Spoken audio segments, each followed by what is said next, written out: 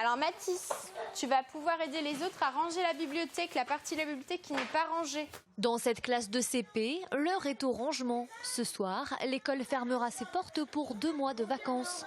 Alors avant de partir, chacun récupère ses petites œuvres, ses cahiers et surtout aide la maîtresse à ordonner la classe. C'est un petit peu le bazar. On doit tout ranger, ils doivent récupérer toutes leurs affaires. Donc là, heureusement, on est en demi-groupe. Notre groupe est en lecture. Donc il y a beaucoup moins de bruit que ce matin. Mais sinon, c'est vrai que c'est un peu le bazar le dernier jour. Puis en plus, ils sont fatigués, nous aussi on est fatigués. Malgré la fatigue, l'ambiance est plutôt détendue et joyeuse et chacun explique le programme de ses futures vacances. Je vais partir en vacances en bateau avec les copains et les copines de ma maman. Je vais partir à Paris pour voir mes cousines. Je vais faire 2 camps. Et pendant que les CP s'amusent, du côté des CM2, on s'active pour vider les placards. Il ne faut rien oublier car l'année prochaine, ils feront leur grande entrée au collège.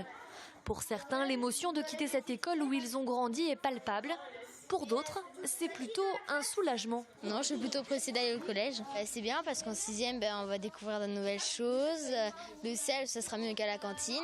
Il y aura plus de copains, voilà. Ça fait bizarre parce qu'après, on va plus voir la maîtresse, on va plus voir beaucoup de personnes. C'est toujours un peu émouvant de les voir partir.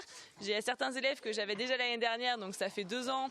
Donc voilà, on s'attache forcément un peu. Donc on espère que tout va bien se passer pour la suite. Et puis on a envie d'avoir de leurs nouvelles aussi. Donc c'est vrai que c'est toujours un peu émouvant comme dernière journée. Une petite cérémonie d'adieu était organisée pour les CM2.